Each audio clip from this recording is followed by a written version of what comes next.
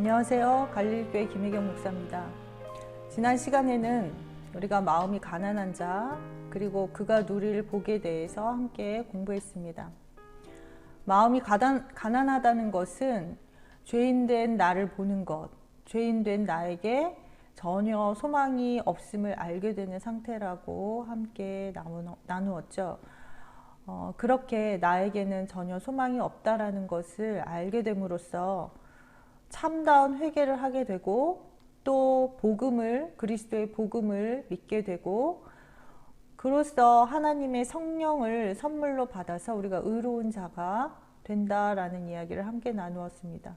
이러한 모든 과정을 통해서 마음이 가난한 자는 하나님과 화해함으로 하나님과 바른 관계, 의를 회복하게 되고 하나님과 화해되어서 평강을 누릴 수 있게 되고 또 그로 인하여서 하늘나라를 소망하며 기쁨으로 살게 되는, 그래서 천국이 그의 것이 되는 복을 누린다라는 것에 대해서 함께 나누었습니다. 이번 시간에는 애통하는 자와 온유한 자가 누릴 복에 대해서 함께 알아보도록 하겠습니다. 마태복음 5장 4절 말씀인데요. 애통하는 자는 복이 있나니 그들이 위로를 받을 것이니요 라는 말씀입니다. 애통하는 자에게 애통하는 자에 관한 가르침은 마음이 가난한 자에 대한 가르침에 이어서 나오고 있습니다. 마음이 가난한 자는 회개하는 자를 뜻한다고 했습니다. 회개는 복음을 믿어서 죄사함의 은총을 입고 거듭난 곧 하늘의 사람, 하늘 사람에 이르는 하늘 가는 길 전체를 이끄는 중요한 열쇠라고 우리가 할 수 있습니다. 이렇게 거듭난 자는 하나님의 자녀가 되었지만 아직은 완전한 상태가 아니고요. 아직은 어린 아이의 상태라고 볼 수 있습니다. 무슨 이야기냐면 죄의 습성은 그대로 남아있기 때문에 그 죄의 습성을 완전히 버릴 수가 없는, 그래서 성숙한 어른으로 성장해야만 하는 그러한 단계인 것이죠. 어린아이와 청년의 단계를 거쳐서 성숙한 어른의 단계로 계속해서 성장해 나가야 하는 것입니다. 이러한 사실에 대해서 사도 바울은 이렇게 이야기하고 있습니다. 에베소서 4장 15절의 후반절의 말씀인데요. 범사에 그에게까지 자랄지라 그는 머리니 곧 그리스도라. 그리스도에 이르기까지, 그리스도의 그 성품에 이르기까지 우리가 자라나야 한다라는 것이죠. 이렇게 갓 태어난 어린아이에서 왕성한 청년기를 거쳐서 성숙한 어른으로 성장해가는 과정은 마음이 가난한 마음에 이어지는 그 네 가지의 상태, 곧 애통, 또 온유, 의에 줄이고 목마른 자, 긍휼히 여기는 자와 매우 밀접한 관련을 가지고 있습니다. 즉 애통은 어린아이의 상태를 말하는 것이고요. 온유는 청년의 상태, 그리고 의에 줄이고 목마른 것은 좀 더 성숙한 청년의 상태, 그리고 긍휼히 여기는 것은 장년의 상태를 의미한다고 볼 수 있습니다. 이번 시간에는 하나님의 자녀로서 처음 상태, 곧 갓 거듭난 사람이 왜 애통해하는 자와 깊은 관련을 가지고 있는지, 그리고 이런 사람이 누릴 복은 과연 무엇인지 함께 알아보려고 합니다. 먼저 애통이라는 말을 잠깐 생각해 보도록 하겠습니다. 우리는 이 말을 들을 때 당연하게 슬픔과 이 애통이라는 단어를 연관시키게 됩니다. 슬픔은 사랑하는 사람을 잃거나 또 마음의 소원이 이루어지지 않을 때, 좌절될 때 겪게 되는 좋지 않은 감정, 부정적 감정을 의미하는데, 여기서 주님이 언급하신 애통과는 그 의미가 다릅니다. 주님께서 말씀하신 애통의 의미와 가장 비슷한 예는 갓 태어난 어린아이가 엄마를 찾아서 우는 그러한 감정과 비슷하다고 볼 수 있습니다. 어린 시절에 잠들었다가 일어나면 누구나 어린 아이들은 다 엄마를 먼저 찾지요. 그리고 자고 났는데 엄마가 눈에 보이지 않으면 울게 됩니다. 이 상태가 바로 애통과 가장 가까운 의미라고 볼 수 있습니다. 갓 거듭난 하늘의 사람도 이러한 상태인 것입니다. 성령으로 거듭나서 하늘의 사람이 되었지만 아직은 어린아이의 상태라서 주님을 찾아서 울부짖는 것이죠. 갓 태어난 어린아이에게서 그 주님께 자신과 함께 해달라고 계속해서 매달리는 것입니다. 즉 애통은 나의 영혼과 주님 사이의 거리를 안타까워하는 데서 오는 슬픔인 것입니다. 마가복음 4장에 기록된 장면은 거듭난 자의 애통에 관한 한 가지 예라고 우리가 볼 수 있습니다. 어느 날 주님은 갈릴리 호숫가에서 많은 사람들을 가르쳤습니다. 이때 주님은 배에 서셨고 또 많은 사람들은 해변가에 앉아 있었습니다. 그리고 그 많은 사람들을 향하여서 예수님께서는 하늘의 복음을 가르치셨고 그 말씀을 마치신 후에 갈릴리 호수 다른 편으로 건너가자고 말씀하십니다. 주님의 말씀을 듣던 제자들이 주님이 서신 그 배 위에 올라타고 호수를 함께 건너고자 했습니다. 그리고 배에 올라탄 제자들과 함께 그 호수를 건널 때 큰 바람이 일어나서 물결이 배에 부딪혀 들어오게 되고 물이 배에 가득하게 되었는데 이때 제자들은 잠들어 있던 주님을 향해서 소리치게 됩니다.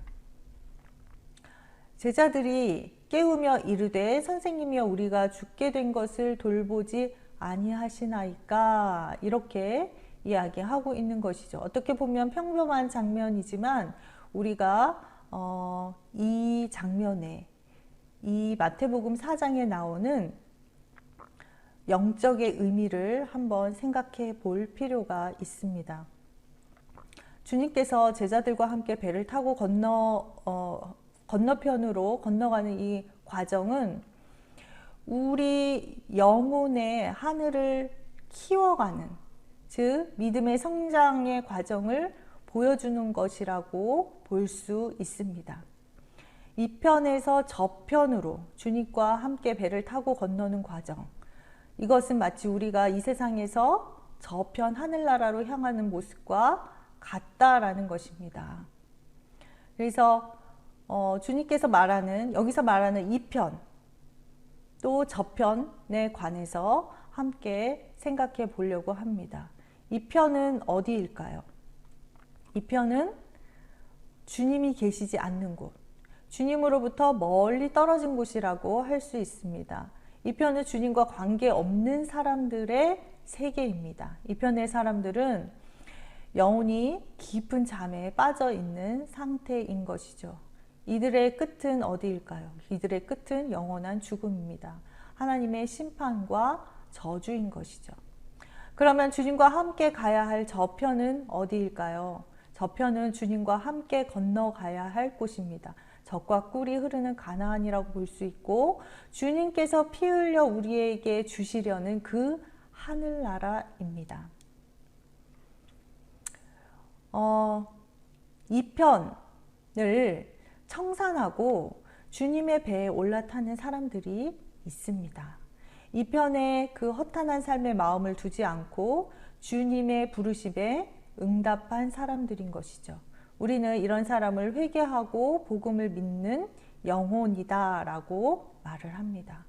복음을 믿는 믿음, 이 믿음은 죄사함의 은총을 가져다 주죠.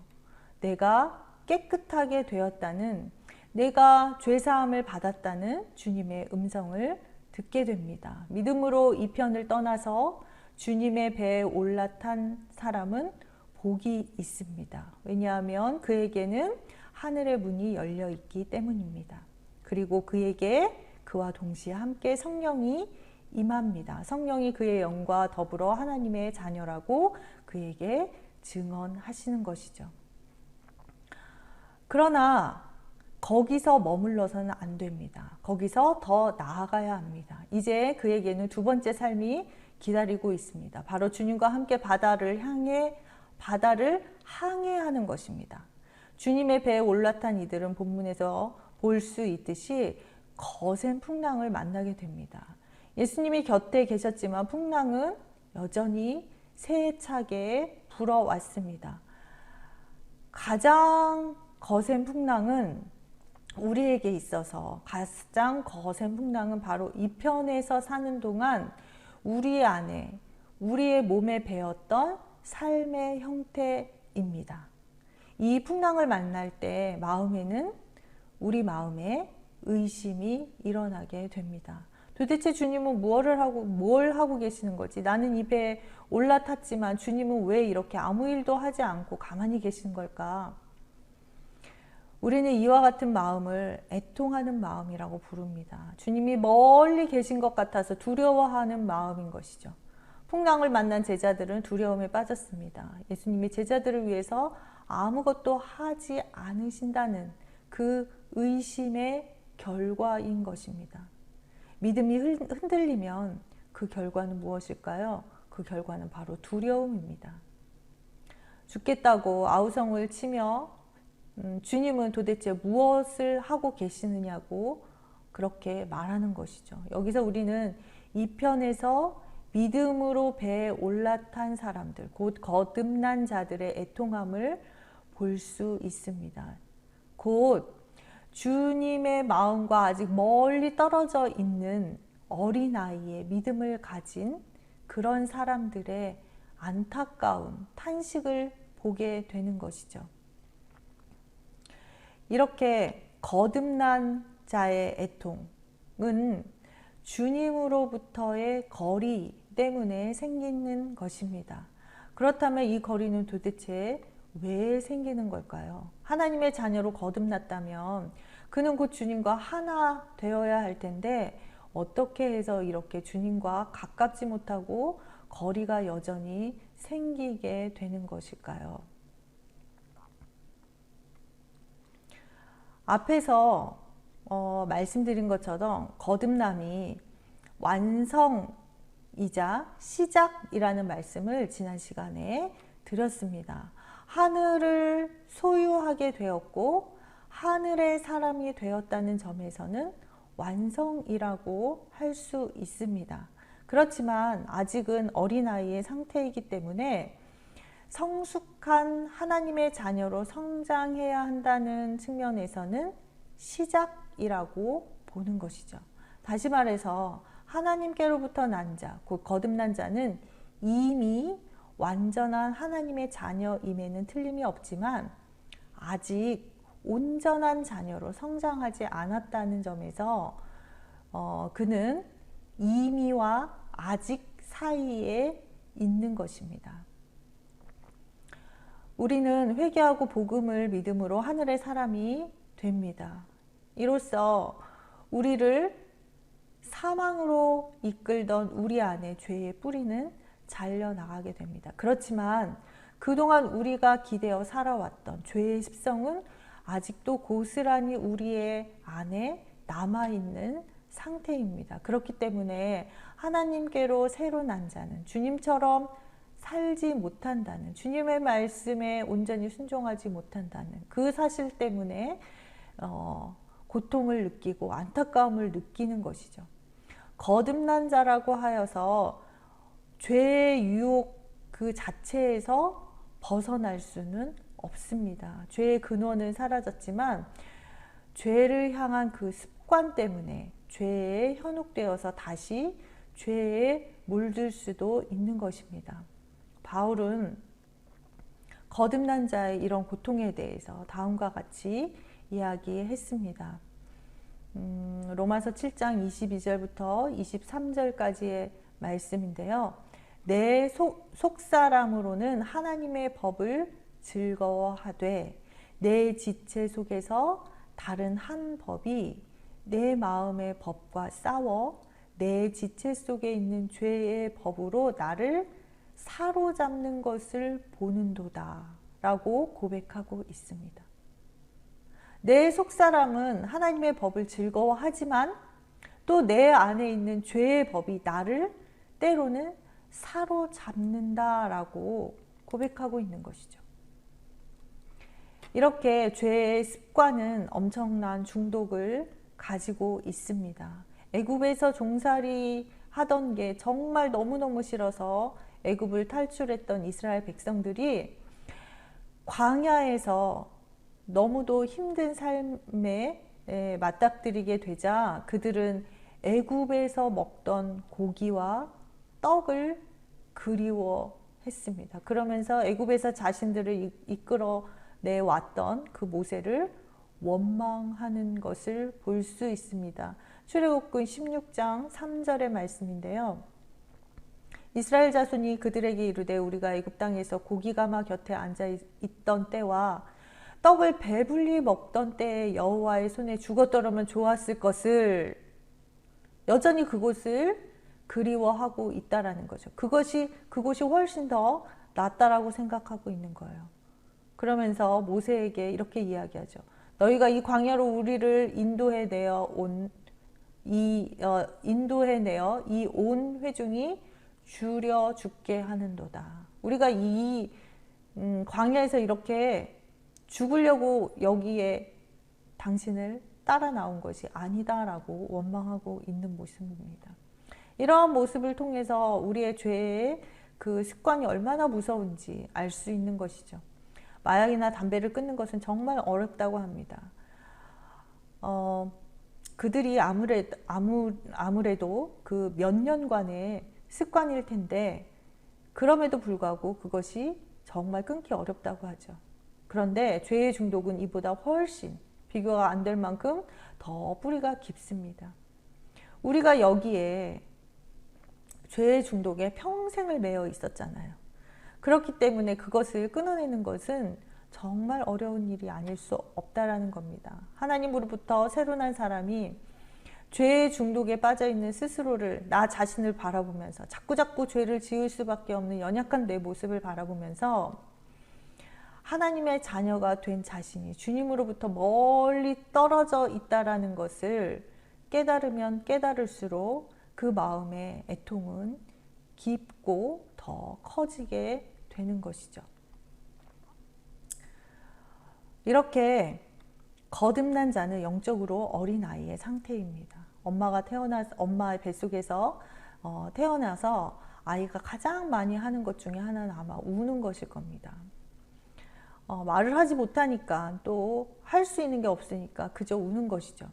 아이가 우는 이유는 정말 여러 가지가 있겠죠. 배가 고파서도 울을 수 있고 또 엄마를 찾으면서 울을 수도 있고 어디가 아파서 울을 수도 있습니다. 그런데 어린아이가 우는 가장 확실한 이유가 한 가지 있습니다. 그거는 엄마가 눈에 보이지 않을 때, 엄마가 가까이 있지 않을 때 그때 울게 되는 것이죠.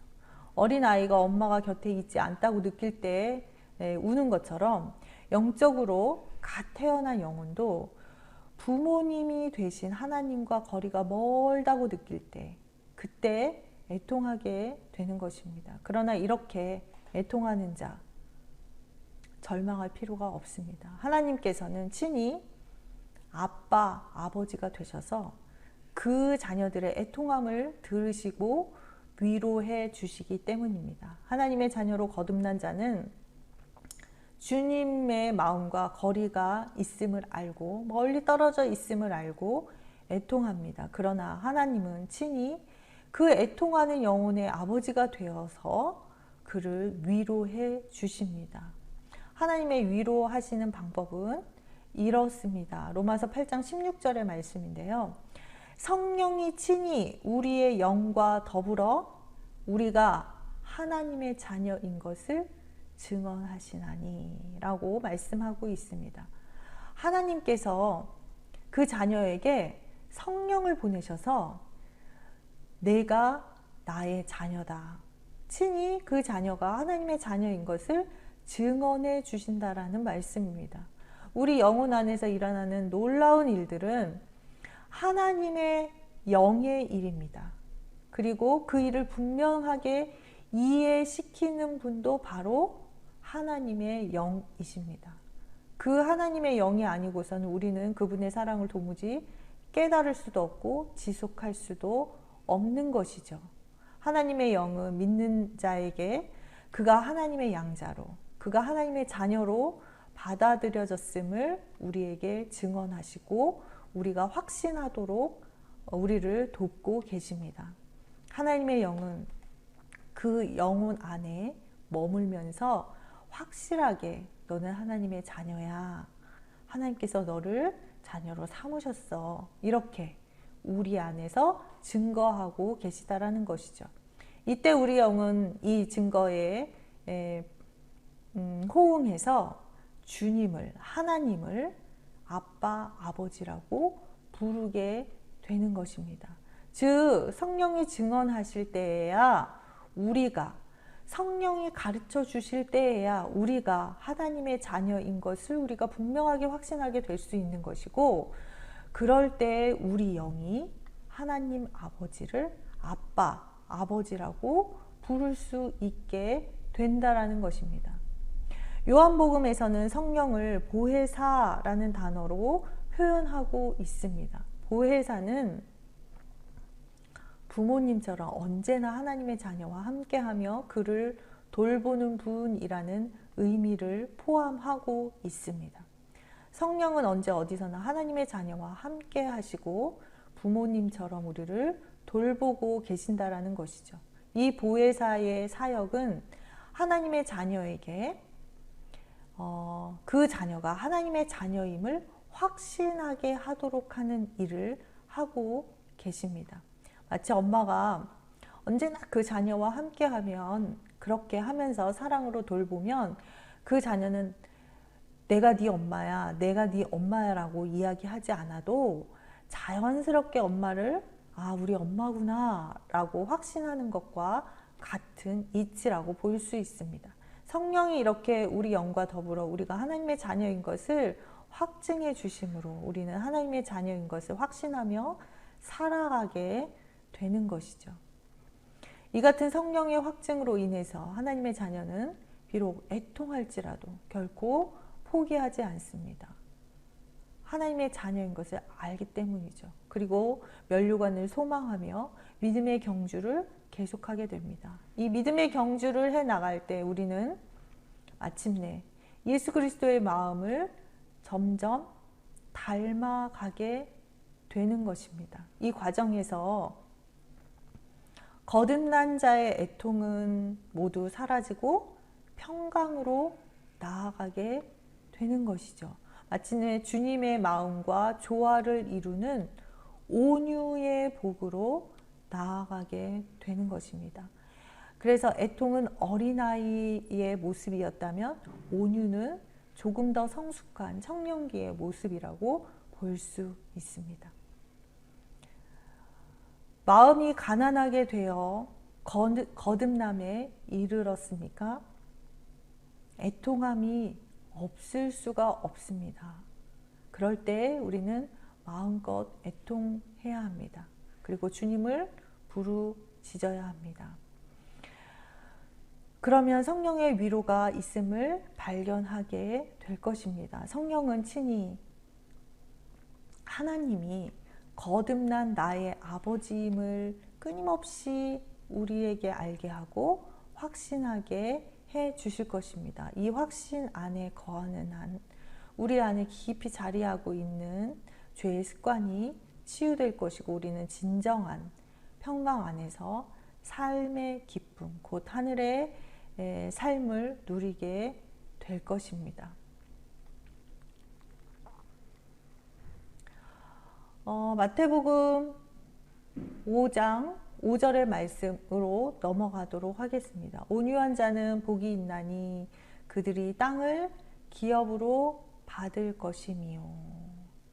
앞에서 애통하는 자는 하나님의 위로를 받는다라는 것으로 마무리했죠. 애통할 때 성령께서 우리에게 찾아오셔서 위로해 주신다라는 말씀이었고, 그 다음 말씀은 온유한 자는 땅을 기업으로 받는다라는 말씀입니다. 거듭난 자는 모든 죄로부터 자유합니다. 과거에 지은 죄로부터 자유할 뿐만 아니라 앞으로도 죄를 짓지 않도록 될 수 있습니다. 그를 올가매고 있었던 죄의 사슬이 풀어졌기 때문이죠. 그런데 거듭난 자가 다시 죄에 빠져드는 이유는 무엇일까요? 그동안의 죄의 삶에 물들었던 습관이 그를 다시 죄로 이끌고 가기 때문입니다. 이것을 이겨나가야만 합니다. 그런데 어떻게 이것을 이길 수 있을까요? 그 답은 바로 믿음입니다. 믿음. 우리가 지난 시간에도 믿음에 대해서 잠시 살펴보았는데, 여기서도 믿음에 대해서 좀 더 생각해 보도록 하겠습니다. 우리는 복음을 믿음으로 의롭다함을 입었고 하나님께로 난 자가 되었습니다. 그런데 그냥 복음을 믿고 의롭다 칭함을 받고 하나님의 자녀가 된 것으로 끝나면 안 된다라는 것입니다. 거기에 머물지 않고 믿음이 이제는 계속해서 성장해 나가야 한다라는 것이죠. 믿음의 삶을 우리 몸 안에 체질화해야 합니다.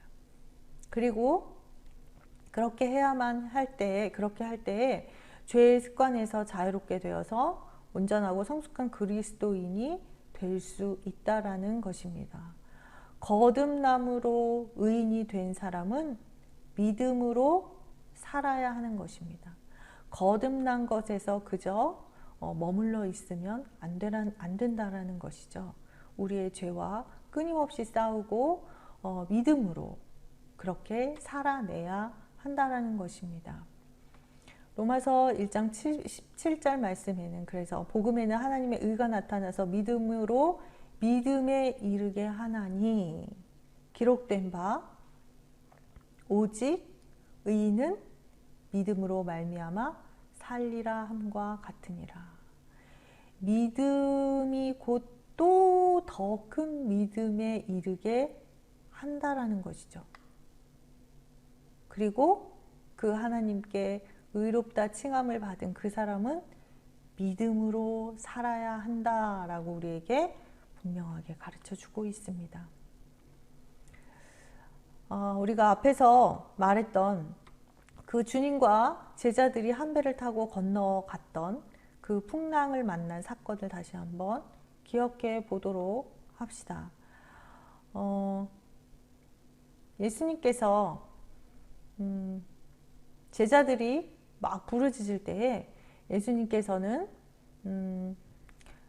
깨어서 바람을 꾸짖으시고 그 바다에게 잠잠하라, 고요하라 이렇게 말씀하시니까 바람이 그치고 아주 잔잔해졌다라고 그 마가복음 4장에는 우리에게 전하고 있습니다.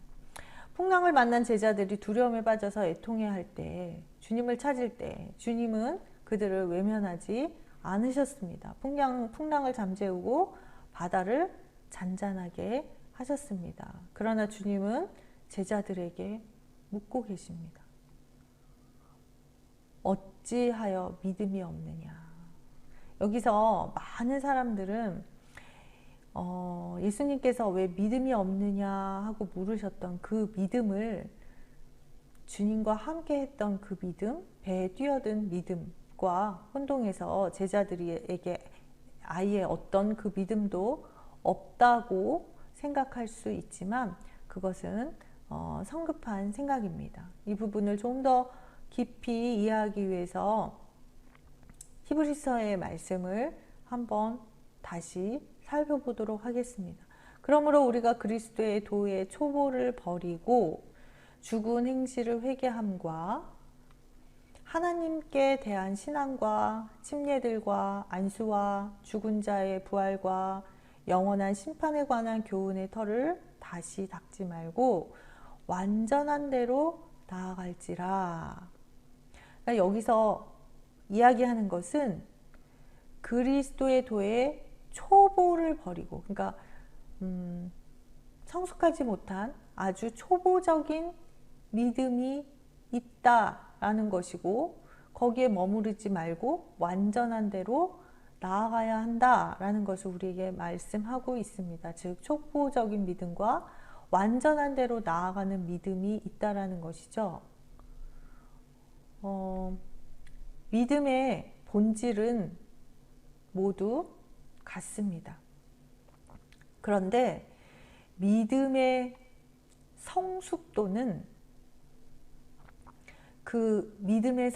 모두 다 다릅니다.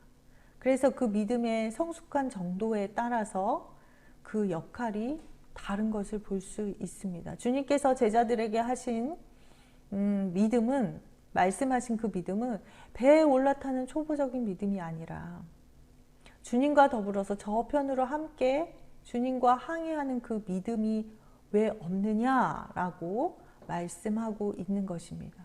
주님의 배에 뛰어드는 초보적인 믿음에 머물면서 주님과 더불어서 저편으로 항해하는 믿음이 없는 것을 우리는 믿음이 연약하다, 또는 젖먹는 어린아이의 믿음과 같다라고 그렇게 표현하기도 합니다. 그렇다면 주님께서 제자들에게 요구하시는 주님과 함께 항해하는 믿음은 과연 어떤 믿음을 말하는 것일까요? 이 믿음을 이해하기 위해서 우리는 주님께서 하신 말씀에 유의할 필요가 있습니다. 어찌하여 이렇게 무서워하느냐? 너희가 어찌 믿음이 없느냐? 이렇게 예수님께서 제자들을 향하여서 말씀하셨습니다. 주님은 여기서 주님과 함께 항해하는 믿음을 가지지 못할 때 생기는 문제에 대해서 말씀하고 있는 것입니다. 그 문제는 바로 주님과 함께 항해하는 믿음을 가지지 못해서 너희들이 이렇게 무서워하고 있구나, 그렇게 지적하고 계시는 것이죠. 주님은 그들이 두려워함을 보고 믿음이 없다라고 말씀하고 계시는데, 이것은 다른 측면에서 보면 이 믿음이 있는 사람은 두려워할 것이 없다, 두려워하지 않는다라고도 우리가 이해할 수 있겠죠. 어떤 사람이 과연 이 풍랑을 보고 두려워하지 않을 수 있을까요? 이 배 안에 그 제자들과 예수님이 함께 탔던 그 배 안에서 두려움이 없었던 사람은 딱 한 사람 있었습니다. 그분은 바로 예수님이셨죠. 이 말은 곧 만일 제자들이 예수님과 같은 마음을 가지고 있었다면 두려워하지 않았을 것이다 라는 것을 의미하기도 합니다. 지금 주님은 제자들이 두려워하는 것을 보고 매우 놀라고 계세요. 제자들이 주님과 같은 마음을 가지고 있다면, 주님과 함께 하고 있다는 것을 알고 있다면 풍랑을 보고 두려워할 아무 이유가 없는데, 두려워하는 모습을 보시고 내가 너희와 함께 하고 있는데 왜 두려워하니? 라고 그들의 모습을 보시고 의아해하고 계십니다. 우리는 여기서 주님이 제자들에게 요구하신 주님과 함께 항해하는 그 믿음이 무엇인지 힌트를 얻을 수 있습니다. 그것은 바로 주님과 같은 마음을 품는 것입니다. 주님과 같은 마음을 품는 것. 이 믿음은 예수님이 계신 배에 뛰어드는 믿음을 넘어서 그냥 예수님과 나와 함께 저편으로 가자 할 때 그냥 그 배에 올라탄 그 믿음을, 초보적인 그 믿음을 뛰어넘어서 이제는 그분이 내 안에, 내가 그분 안에 거하고 있구나라는 그러한 믿음, 그것을 말씀하고 계시는 것입니다. 그 배 안에는 이미 주님이 함께하고 계셨습니다. 제자들은 예수님과 몸은 한 배를 타고 있었지만 예수님의 마음과는 거리를 두고 있었던 것이죠. 주님께서는 한 배를 타고 몸이 한 곳에 있는 그 상태를 넘어서서 진정으로 주님과 한 마음을 갖는 믿음을 찾고 계셨던 것입니다. 그래서 예수님과 한 배를 탄 사람은 이제 주님과 같은 마음으로 함께 항해를 해야 합니다. 주님의 복음을 믿어서 죄사함의 은총을 입은 사람은 제자리에 머무는 것이 아니라 그저 나는 주님과 함께 배를 탔다, 거기에 올랐다 라는 것에서 머무르는 것이 아니라 주님과의 마음의 거리를 좁혀가면서 그분의 마음을 갖는 데까지 나아가야 한다는 것입니다. 주님과 같은 마음을 품어야 한다는 것입니다. 물론 이렇게 되는 과정은 단번에 이루어지는 것은 절대로 아닙니다. 주님과 한 마음이 이루어지기까지는 많은 애통하는 마음의 과정이 있습니다. 가시떨기가 있어서 때로는 마음을 아프게도 합니다. 제자들이 주님과 함께 항해하기 위해서 그곳에 함께 주님과 있었지만 여전히 그곳에 풍랑이 일었었던 것처럼 우리의 삶 가운데서도 풍랑을 만날 수 있습니다. 여전히 우리는 두려움에 쌓일 수도 있습니다.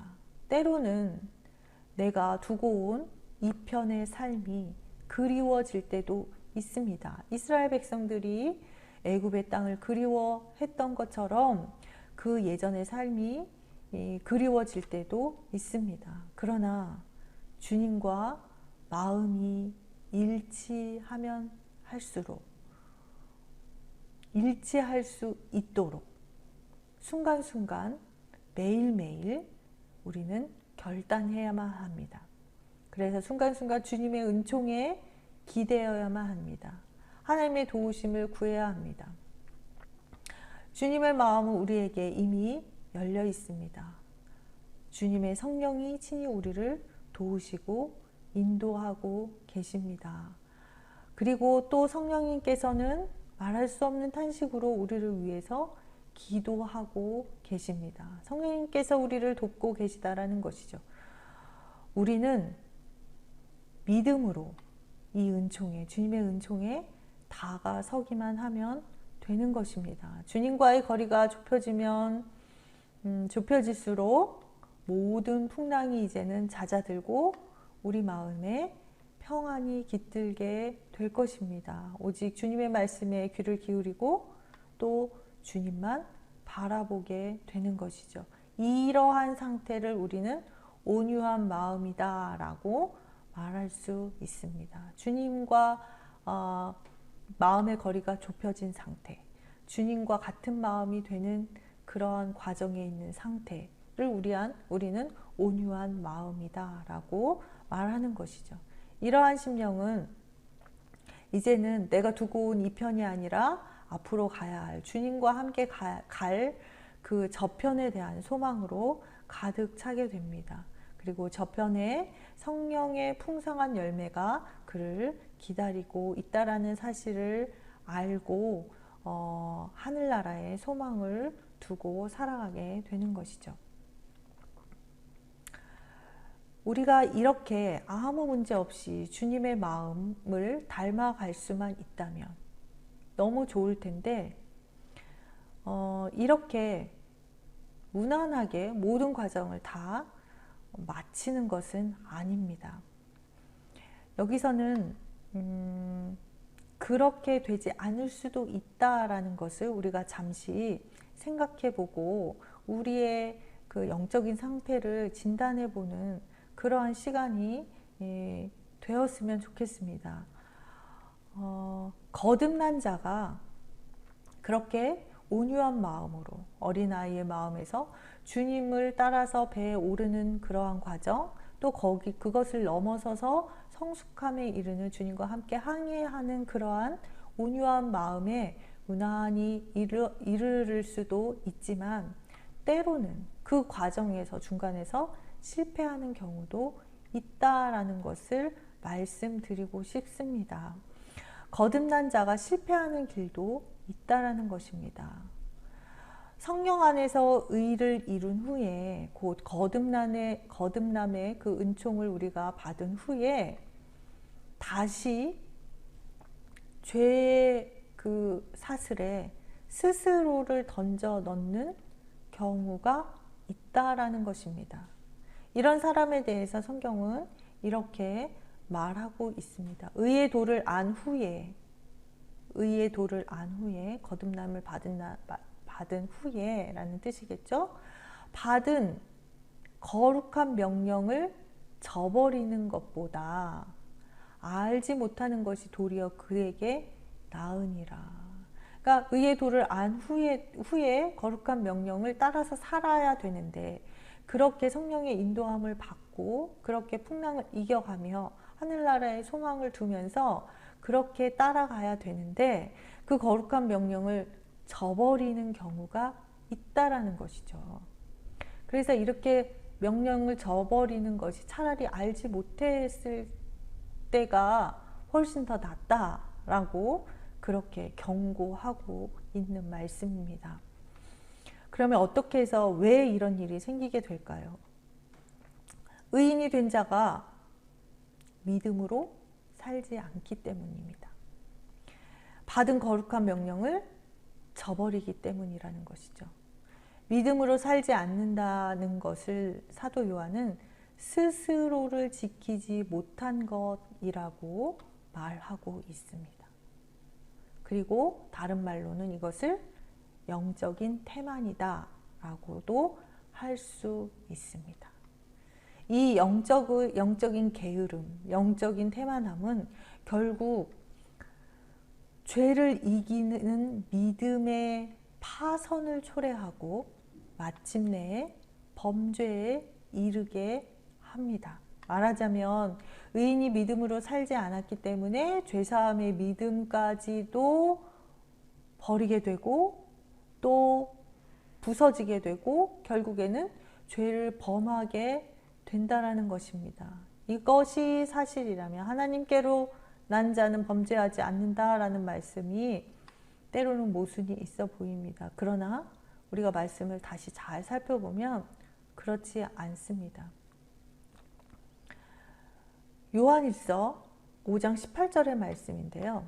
하나님께로부터 난 자는 다 범죄하지 아니하는 줄을 우리가 아노라. 여기까지만 보면 하나님께로부터 난 자는 다 범죄하지 않는다 라고 이해할 수 있겠죠. 그런데 그 뒤에 말씀을 자세히 살펴보도록 하겠습니다. 하나님께로부터 난 자가 그를 지키심에 악한 자가 그를 만지지도 못하느니라. 하나님께로 난 자가 그를 지키심에, 여기서 지키심에 라는 것을 존칭으로 써서 꼭 하나님께서 그를 지키신다라고 이해할 수 있는데 그거는 그런 의미가 아니에요. 하나님께로부터 난 자가 스스로를 그가 지켰을 때에 악한 자가 그를 만지지도 못한다라고 우리가 이해해야 한다는 겁니다. 그래서 이 부분을 이렇게 해석해야 합니다. 하나님으로부터 난 자가 스스로를 지키는 한, 스스로를 지키면 이렇게 악한 자가 그를 만지지도 못한다. 다시 말하면 하나님께로 난 자가 범죄하는 것은 그가 스스로를 지키지 않았기 때문이다 라고 우리에게 말씀하고 있는 것입니다.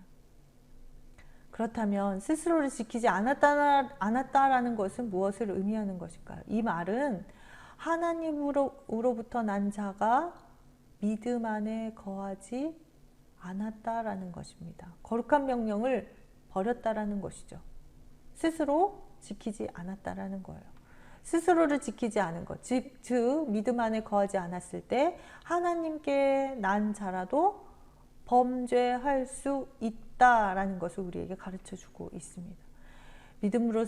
믿음으로 자기 스스로를 지키지 않았던 예가 성경에 실제로 여러 군데 등장하고 있습니다.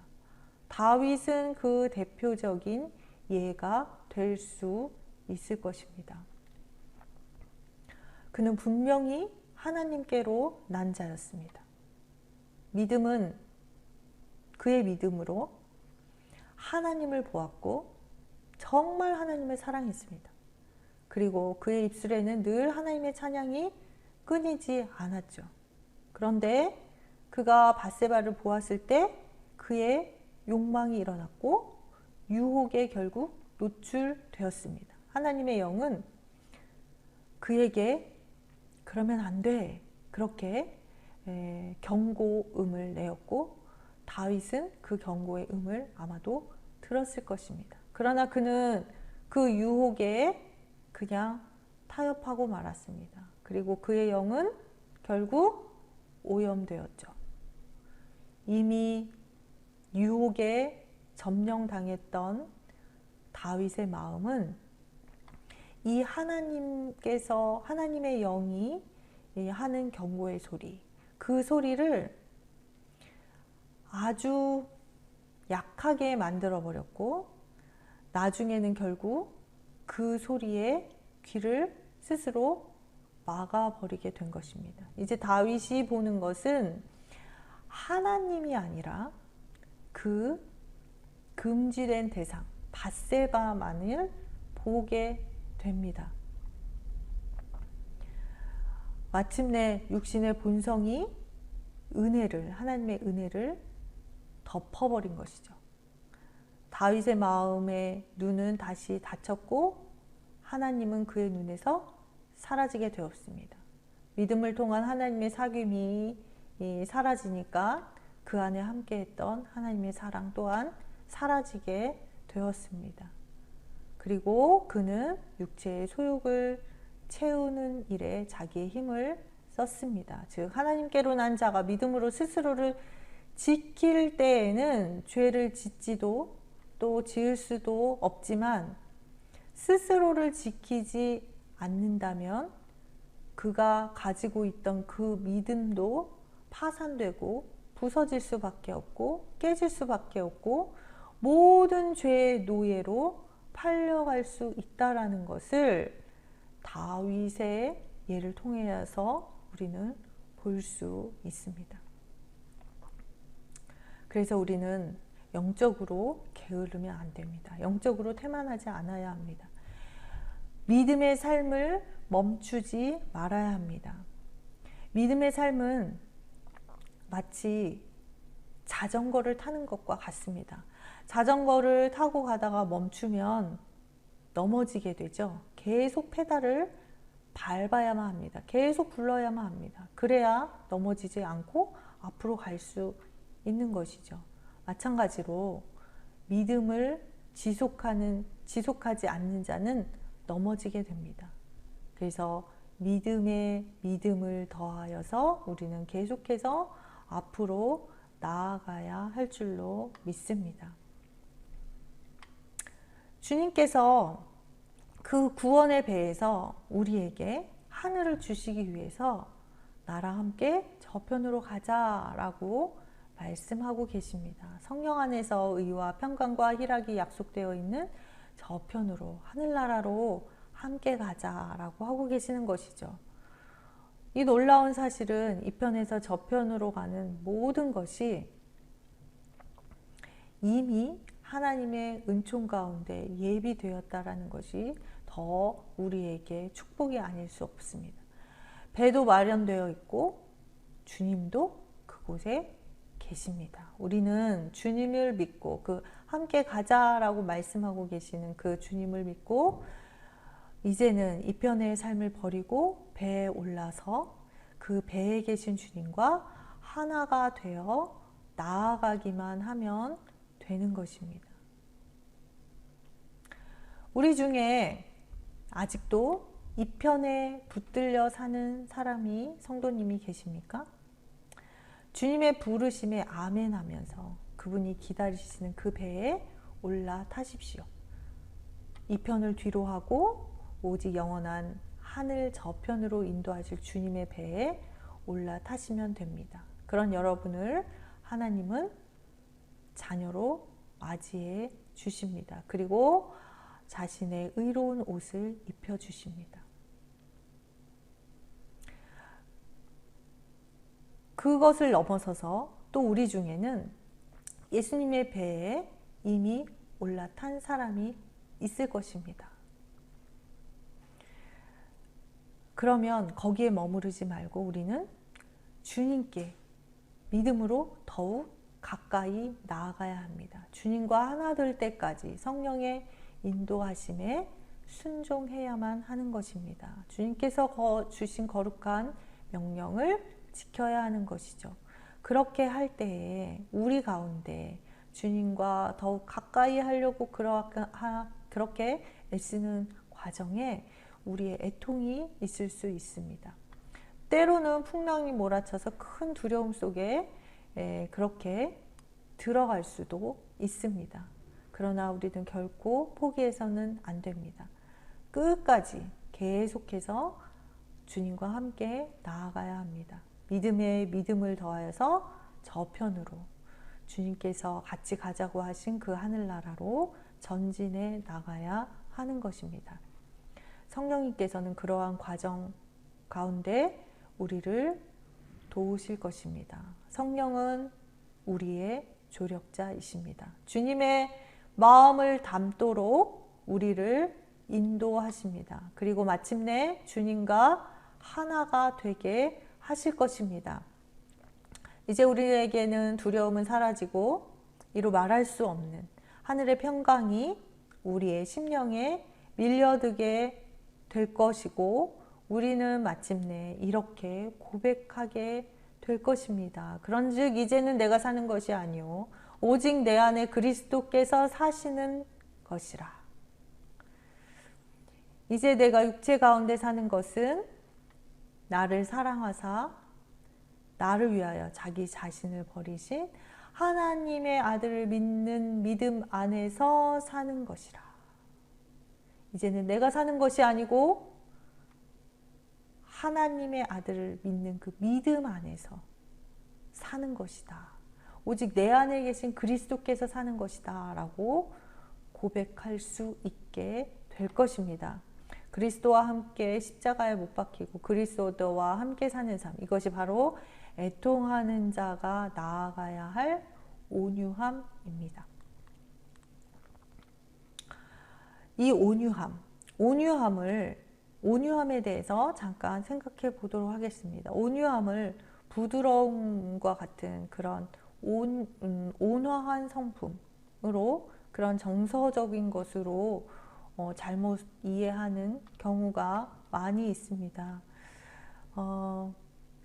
우리는 온유하다라는 것을 바깥에서 어떠한 공격이나 충격이나 어떠한 센 반응에도 크게 반응하지 않고 부드럽게 대하거나 또는 무덤덤하게 반응하는 그러한 상태로 생각하는 경향이 있죠. 그런데 성경에서 말하는 이 온유함은 이 같은 인간의 정서가 아니라 우리의 영이 하나님의 영의 인도함을 받는 상태를 의미하고 있습니다. 우리의 영이 하나님의 인도함을 받는 상태가 곧 온유함이라는 것이죠. 앞에서 말한 표현으로 한다면 우리의 영이 하나님의 영의 인도함을 받아서 그리스도와 같은 마음이 되는 상태, 그것이 곧 온유함이라는 거예요. 다시 말해서 주님을 따르는 이들의 마음이, 우리의 마음이 주님의 마음과 조화를 이루는 상태, 그것이 곧 온유함이라는 것입니다. 이 마음 우리에게 평강을 가져다 주기 때문에 어떤 삶의 조건에서도 우리의 마음에 그 평정심을 유지하게 하고 좌로나 우로나 치우치지 않는 그러한 상태를 가져다 줍니다. 그렇기 때문에 온유한 심령을 가진 사람은 하나님에 대해서 순종하게 되고, 왜? 주님의 마음과 같이 조화를 이루고 주님의 마음과 점점 비슷하게 되어지니까 하나님에 대해서 순종하게 되는 것이죠. 그리고 다른 이들에게는 평정심을 가지고 대하게 됩니다. 그래서 다른 사람에게 예수님께서 하셨던 것처럼 사랑의 마음을 가지고 대하게 되는 것이죠. 그의 마음에는 하나님의 뜻이 무엇이든지 인내하면서 순종하게 되는 것이고요. 그의 마음엔 기본적으로 이런 태도를 가지게 됩니다.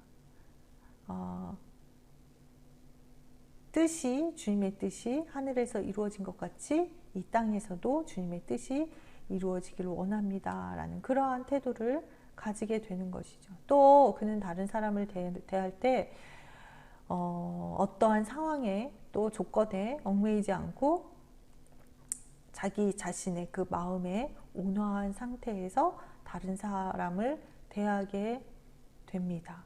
이것이 외적으로는 부드러운 모습으로 나타날 수도 있지만 결코 그 부드러움 자체가 온유함 전체를 의미하지는 않는다라는 것입니다.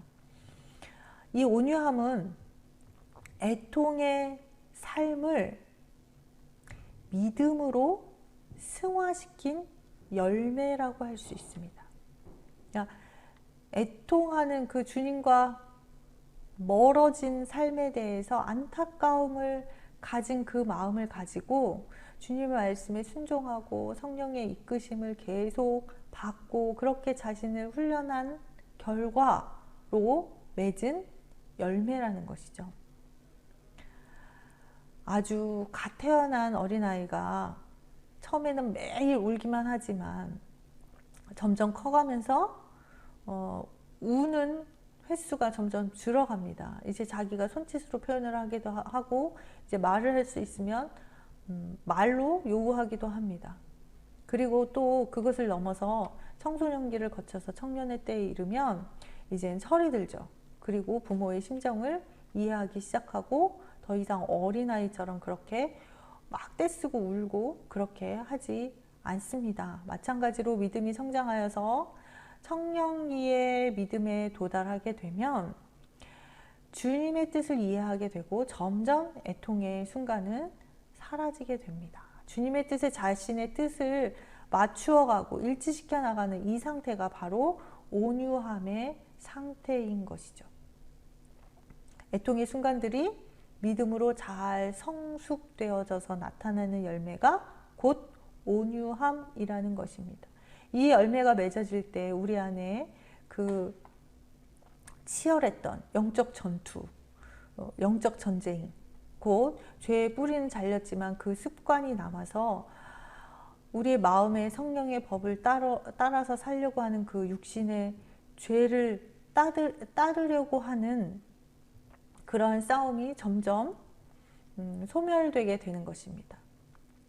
성령의 법을 따라서 살려고 하는 그 마음과 세상의 법, 죄의 법을 따라서 살려고 하는 그 마음의 싸움이 이제는 점점 적어지게 된다는 것이죠. 곧 악을 이기고 선에 이르게 되는 것입니다. 죄악을 냉철하게 볼 수 있게 되고 분별하게 되고 그 죄악에 끌려가지 않고 결국에는 극복하게 되는 것이죠. 열심과 열정을, 그의 열심과 그의 열정을 세상의 것에, 이편의 것에 쏟는 것이 아니라 하나님의 뜻에 자신을 맞추는 일에 이제는 사용하게 되는 것입니다. 이 같은 온유함은 가만히 정지되어 있는 것이 아니라 계속 말씀드린 것처럼 계속해서 성장해 가야 합니다. 자기를 부정하고 주님의 뜻에 순종하는 일은 한순간에, 한 번에, 단번에 완성되는 것이 아니기 때문에 계속적인 성장이 필요하다라는 말씀입니다. 여기에 우리는 훈련해야 합니다. 연습해야 합니다. 이 온유함에 이르는 연습. 그 연습은 온유함을 더욱더 깊게 성장해 가게 하는 가장 좋은 방법이 될 것입니다. 연습을 통해서 하나님을 향한 그 인내의 순종이 더욱 깊어지고 또한 이웃을 향한 사랑의 인내도 점점 커지게 되는 것이죠. 조율이라는 말이 있습니다. 서로 맞지 않는 음을 서로 맞게 조화시키는 과정입니다. 연습을 거듭해 가면서 우리가 화음이 이루어지고 마침내는 그 조율이 잘 되는 것처럼 이러한 과정이 온유함의 성장 과정에서 또 반드시 필요하다라는 것입니다. 지속적인 끊임없는 연습을 통해서 온유함은 성장해 가고 온전히 하나님의 뜻에 부합하는 데까지 이르게 될 줄로 믿습니다. 이제 이렇게 하나님의 마음과 예수 그리스도의 마음과 하나가 되는 그러한 온유한 성품을 가진 자는 오늘 말씀은 복이 있다라고 말씀하고 있습니다. 온유한 자가 받는 하나님의 복, 그것은 바로 땅을 기업으로 받는 복입니다. 여기서 우리가 땅을 기업으로 받는다고 하니까 이 세상의 땅, 뭐 그런 것을 소유하게 되는 복으로 오해하는 사람들이 있습니다. 성경에서 땅을 받는다라는 것, 땅을 기업으로 받는다라는 것은 그러한 의미가 아닙니다. 지금 우리가 말하고 있는 이 여러 가지 복은 주님께서 우리에게 가르쳐주고 계신 복은 하늘의 복이잖아요. 그것을 생각해 본다면 그건 아니겠구나 우리가 짐작할 수 있겠죠. 여기서 말하는, 성경에서 말하는 땅을 기업으로 받는다라는 의미는 두 가지 의미를 가지고 있습니다. 첫 번째는 세상을 이기는 것을 의미합니다. 세상을 이기는 것이 땅을 기업으로 받는다라는 의미의 첫 번째고요. 또 하나는 장차 올 영원한 하늘나라를 소유하게 되는 것을 의미합니다. 그러니까 세상을 이기는 것, 또 하늘나라를 소유하게 되는 것, 그것이 곧 땅을 기업으로 받는다라는 의미입니다. 그런데 사실 이 둘이 아니라 하나를 말하고 있습니다. 요약해서 말한다면 이 땅에서 정말 주님과 함께 사니까 어디든지 하늘나라구나 이렇게 생각하면서 이 땅에서도 하늘나라를 누리고 살고, 또 앞으로도 우리가 주님과 더불어서 올 그 영원한 하늘나라, 그 영원한 하늘나라에 우리가 영원히 주님과 거하는 그런 축복을 말하는 것이기 때문에 이 둘은, 세상을 이기는 것, 또 영원한 하늘나라를 소유하게 되는 것은 다른 의미가 아니라는 것이죠. 온유한 자는 복이 있다라고 말씀하고 있습니다. 어떠한 복? 땅을 기업으로 받는 복. 모든 의심의 안개가 걷히고 또 주님과 함께함으로, 주님과 마음이 같아짐으로 두려움과 근심의 물결이 다 없어지고 하나님 안에서 기쁨을 누리게 되는 복이 주어지는 것입니다. 이 복은 다름 아닌 이 세상을 이기는 평강의 복입니다. 이것이 이 세상을 이기는 복이고요. 온유한 자는 또 한 가지 복, 그는 우리의 부활과 더불어서 다가올 하나님의 영원한 평강에 대한 소망으로 가득 차게 될 것이기 때문에 그는 땅을 기업으로 받는 복을 받게 될 것이다 라고 말씀하고 있습니다. 즉 온유한 자는 이 세상을 이기는 자고 장차 올 세상의 그 영원한 세상의 면류관을 소망하게 되는 복된 자인 줄로 믿습니다. 이 축복에 대해서 사도 바울은 미리 정하신 그들을 또한 부르시고 부르신 이들을 또한 의롭다 하시고 의롭다 하신 이들을 또한 영화롭게 하신다라고 그렇게 말하면서 우리가 누릴 축복에 대해서 이렇게 말씀하고 있습니다. 로마서 8장 31절부터 39절의 말씀 가운데 제가 너무 길어서 화면에는 중요한 부분만 제가 잘라서 넣습니다. 누가 우리를 그리스도의 사랑에서 끊으리요? 환난이나 공고나 박해나 기근이나 적시나 위험한 칼이랴. 다른 어떤 피조물이라도 우리를 우리 주 그리스도 예수 안에 있는 하나님의 사랑에서 끊을 수 없으리라. 우리가 이렇게 하나님과 함께하는 마음, 주님과 함께 항해하고 주님의 마음과 하나가 되는 그러한 온유한 상태가 되면 이 세상도 두렵지 않고 장차 올 하늘나라에서도 면류관을 소망하게 되기 때문에 모든 것을 넉넉히 이길 수 있는데, 그것은 곧 하나님의 사랑이 우리 안에 충만하게 거하게 되기 때문이다 라고 말씀하고 있는 것이죠. 그래서 그 어떤 것도 그 크신 하나님의 사랑에서 우리를 끊을 수 없다. 그래서 온유한 자는 그렇게 땅을 기업으로 받는 복을 누리게 된다라고 말씀하고 있는 것입니다. 이러한 놀라운 축복이 모두 이 시간을 함께 하고 있는 갈릴리 교회 성도님들의 것이 될 수 있기를 간절히 축복합니다. 오늘은 여기까지 하겠습니다. 다음 주에 또 뵙겠습니다. 감사합니다.